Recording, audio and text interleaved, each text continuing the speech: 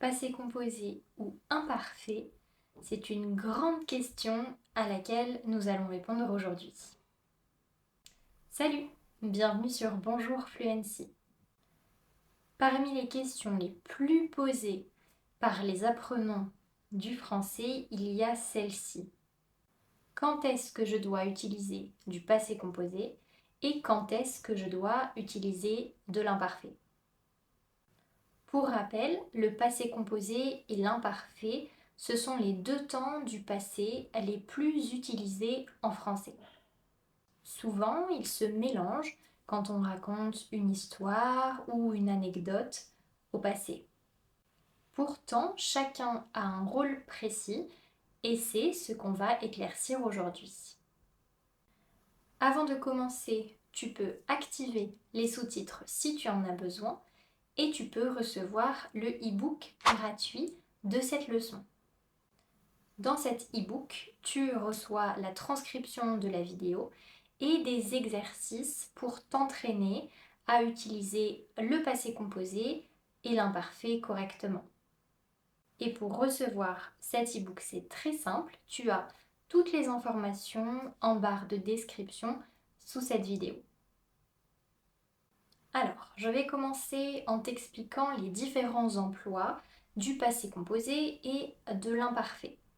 Le passé composé, on le rappelle, il se compose d'un auxiliaire, être ou avoir, plus un participe passé. C'est pour ça qu'il s'appelle le passé composé, parce qu'il se compose de deux parties différentes, un auxiliaire et un participe passé. Le passé composé, il est utilisé pour raconter des actions qui sont ponctuelles, précises et terminées. Par exemple, hier soir, j'ai mangé de la soupe. Ici, je parle de quelque chose qui s'est passé une fois, qui est précis et qui est terminé. L'imparfait, lui, il est composé d'une seule partie, c'est un temps simple, et il est utilisé pour trois choses. La première chose, c'est pour parler des habitudes dans le passé. Par exemple, quand j'étais jeune, je jouais au tennis tous les week-ends.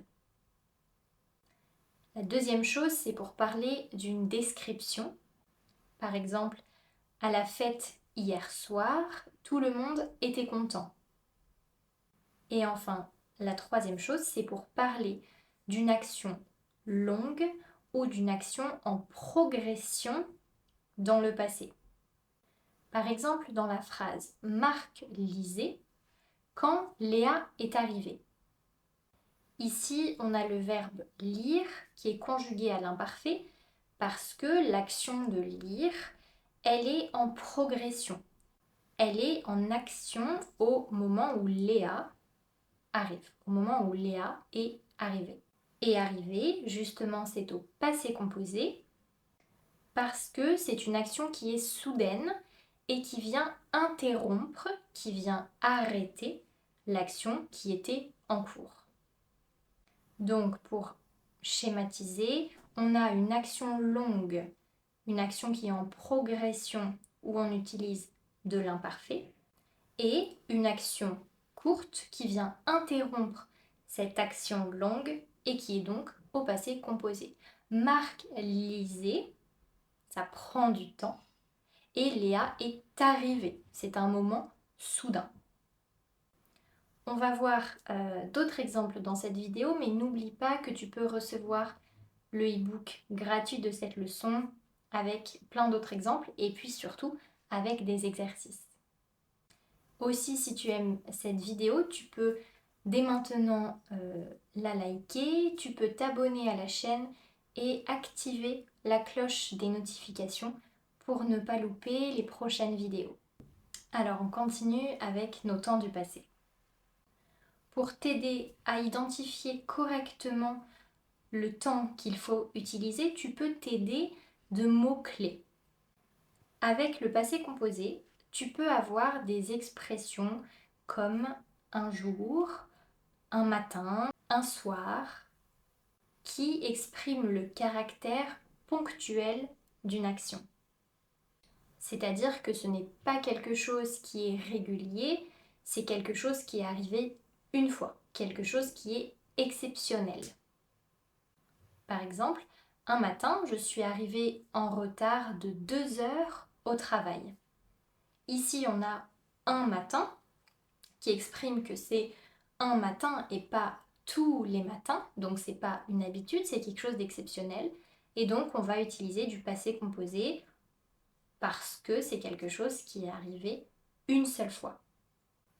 Si ici, je veux exprimer le fait que c'est quelque chose d'ordinaire, que c'est quelque chose qui est répété et qui est arrivé plus d'une fois, alors je vais utiliser de l'imparfait et par exemple, je vais dire tous les matins, j'arrivais en retard au travail de 2 heures.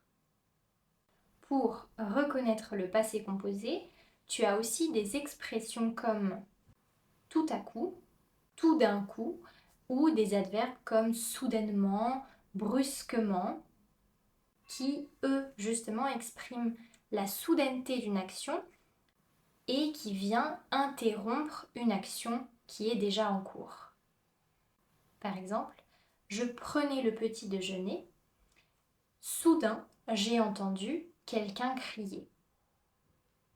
L'action longue, je prenais le petit déjeuner, de l'imparfait, et soudain, donc quelque chose qui vient interrompre cette action longue, j'ai entendu quelqu'un crier. On est sur du passé composé, parce que c'est quelque chose qui vient arrêter l'action qui était en train de se passer. Et à l'inverse, avec l'imparfait, on va avoir des expressions qui nous permettent de souligner la répétition d'une action et qui donc va exprimer une habitude. Par exemple, on a tous les jours, tous les matins, chaque jour, chaque semaine, chaque mois, en général, d'habitude, souvent. Tous les jours, j'allais au travail à vélo. Tous les jours ici, on voit clairement que c'est une habitude dans le passé et donc on utilise de l'imparfait. On a aussi des expressions qui soulignent le temps du passé, comme par exemple à l'époque, autrefois. Par exemple, à l'époque, les ordinateurs n'existaient pas. Ici, on décrit comment ça se passait à l'époque, dans le passé. Tu as beaucoup d'autres mots qui sont des indicateurs qui te permettent de savoir si on va plutôt utiliser du passé composé, si on va plutôt utiliser de l'imparfait. Et d'ailleurs, dans le e-book, tu as une liste plus exhaustive, plus fournie de tous ces indicateurs. Alors, pour conclure cette vidéo, je te rappelle les points suivants. Le passé composé, il est utilisé pour des actions qui sont non régulières, qui sont précises et qui sont terminées. Parfois, ça sert aussi pour exprimer une action qui vient interrompre une autre action en cours.